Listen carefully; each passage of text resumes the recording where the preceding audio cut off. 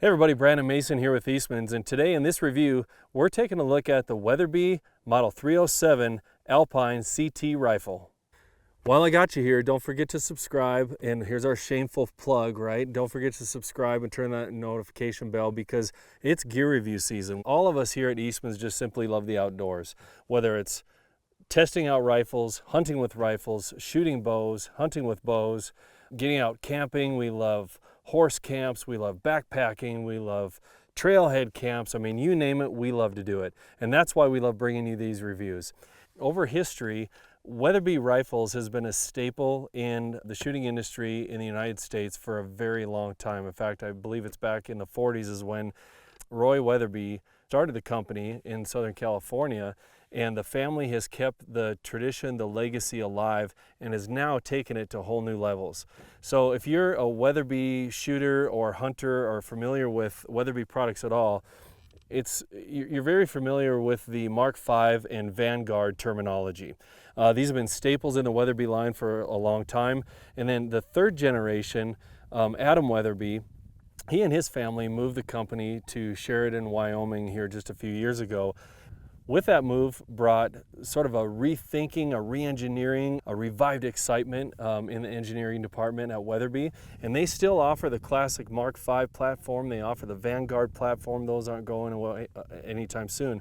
But now they've innovated with the Model 307 platform, and aptly named 307 for the Wyoming area code. This is one of the newest in that line. This is 2024. This is the summer of 2024, and they just debuted this Model 307 Alpine CT.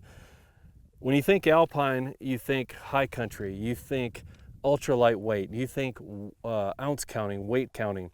And this rifle definitely fits that mold. You can probably tell by looking at it. It's got a shorter barrel on it, which all of them in this line have up to a couple inches shorter barrel than their counterparts in other Weatherby lines, such as in the Mark V. And the shorter barrel is not only lighter weight, but also when you're putting on either these two handy dandy little tools, a muzzle brake or a suppressor, which we're going to shoot with all three options without those on there and with those on there, you get an extended barrel length, basically overall gun length. Having the shorter barrel actually, I think, makes the rifle more maneuverable, a little more pleasurable to carry, and less awkward to handle, especially for what this rifle is designed to do up in the high country. Without the scope on, which for this review we have a 6-hour scope on it, but without the scope on it, the rifle hovers right around 6 pounds. The stock itself, this is a Peak 44 Bastion stock, and it only weighs about 24 ounces.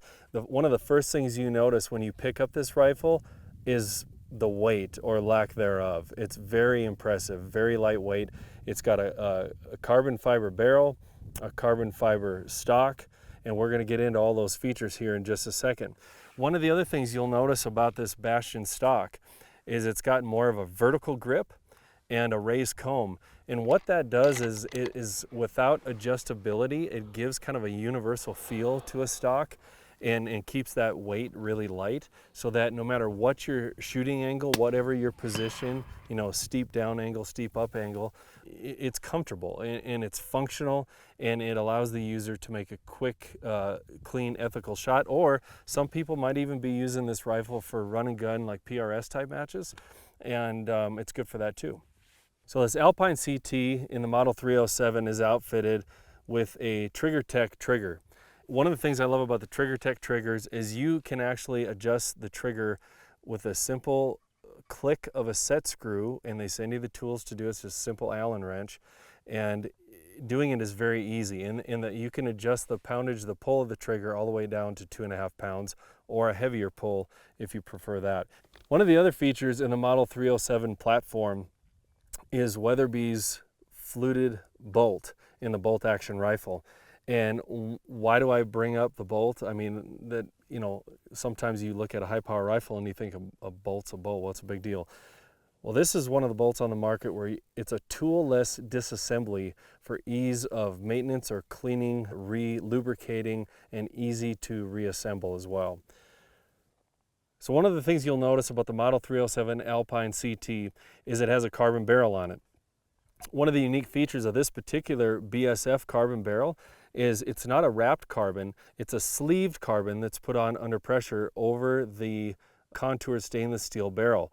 And what that does is it creates a very stiff and rigid setup, which flexes at the same rate of flex, which isn't very much, as the contoured stainless steel barrel that it's wrapping.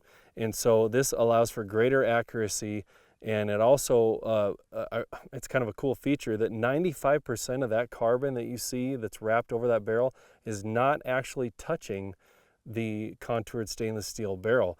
And so there's many air gaps between the two layers, which allows for better heat dissipation.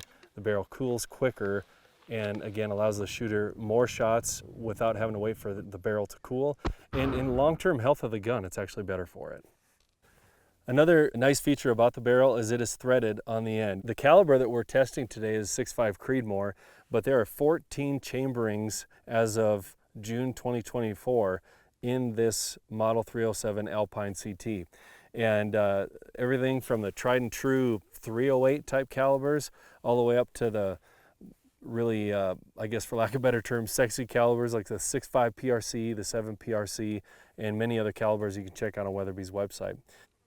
Another feature of the Bastion stock from Peak 44 is this hexagonal or hexagonal. We were kind of arguing before the video shoot how you pronounce that, but the way that this is designed into this carbon fiber stock is the recoil reduction is greater than a solid piece of rubber at the back here, because what it does is when those hexagons are compressed, it allows some of that pressure essentially to dissipate, that recoil I should say, to dissipate through those hexagonal openings. This rifle platform overall, between the Bastion stock design and the carbon fiber design that's integrated into the stock and the butt pad, it really manages recoil really well, even without these added tools of a suppressor or muzzle brake. Also new with this rifle from Weatherby is this DST muzzle brake. They call it the Accubrake. And you'll notice that the ports on it are horizontal, meaning they're on the left and right sides. And when you thread this onto your barrel, what that does, especially for prone positions, is it's shooting out that energy to the right and the left, and you're not getting that blow up of dirt in your face, especially when you're in competitive shooting matches or hunting. The last thing you want is a bunch of a cloud of dirt right around your barrel, through your scope and in your face.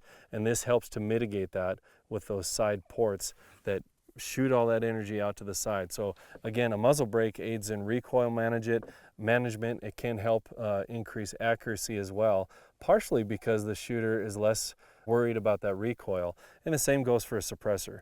The suppressor that we're going to be testing on it today is a Silencer Central Banish Backcountry, and I've shot it on many other guns, works pretty well.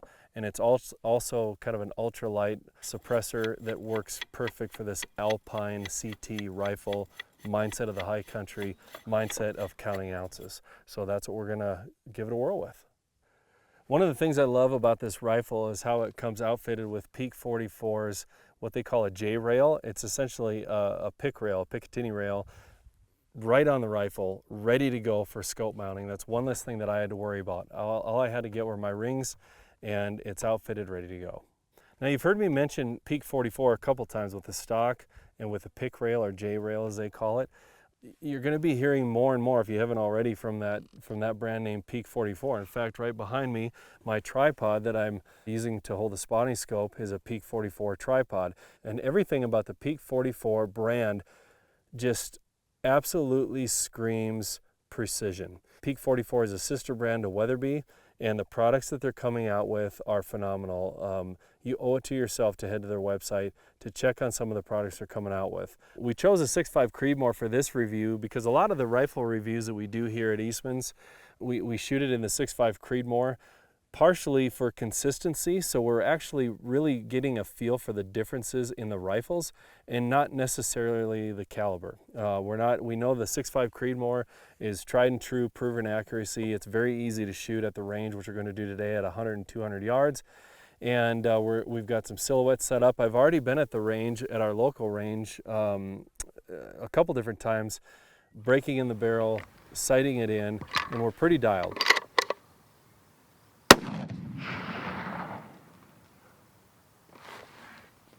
This rifle is just flat comfortable to shoot. And but one thing that's going to be interesting to see between the muzzle brake, the suppressor, and just a threaded cap on the end of the barrel is what kind of a difference in recoil that we're going to feel. Recoil, obviously, with this 6.5 Creedmoor, totally manageable, but because it is such a lightweight platform, I mean, you definitely feel it, you know, and not feel it from a pain standpoint because the pad is doing its job, but I mean, it's got some pop to it because, again, it's so lightweight.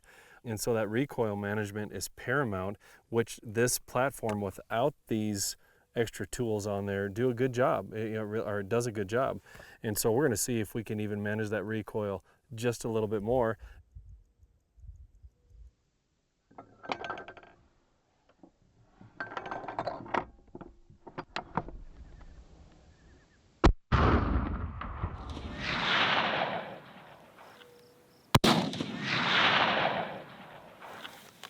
Point of impact virtually the same, which is good consistency.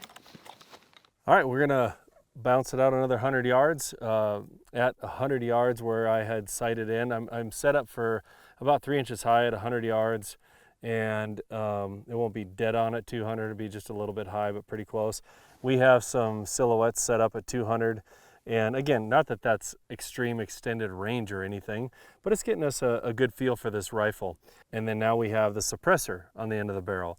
And the good thing is with the repeatability, the accuracy between these three on this particular rifle has been exactly the same, which I have never actually seen that yet.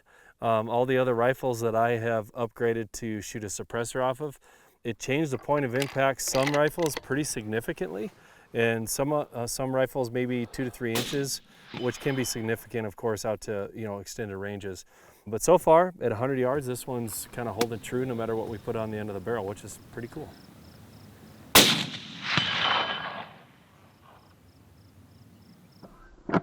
So we fired, I don't know, half a dozen rounds down range, maybe a little bit more. To say that the rifle is dialed would be an understatement.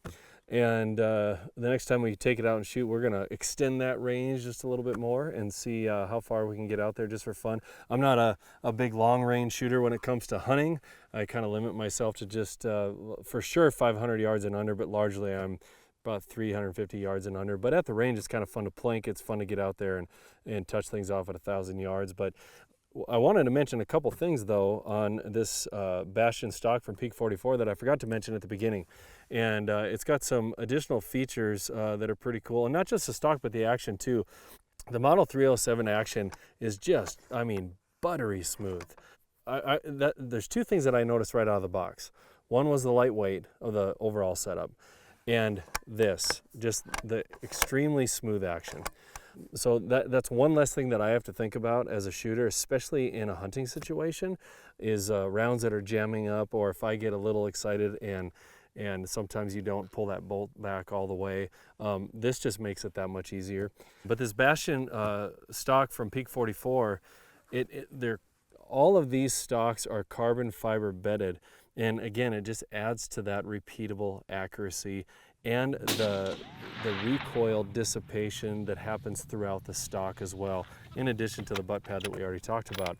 And they thought of, you know, really almost everything. There are two different front swivel studs on the fore end, and that just helps you kind of trick out your rifle a little bit more with different accessories. So that's it with the new Weatherby Model 307 Alpine CT rifle. In addition to the cool paint job that you see on this carbon fiber stock, the gun's pretty cool. It shoots really well no matter what your setup on the end of the barrel is, like we mentioned. And we appreciate you coming along for this review. And as always, make sure you subscribe and turn on that notification bell so that we can send you these videos that we're putting out each and every week. We have great content, not just in the reviews that we're doing, but also in the episodes. So please sign up for more, and we'll keep bringing it to you.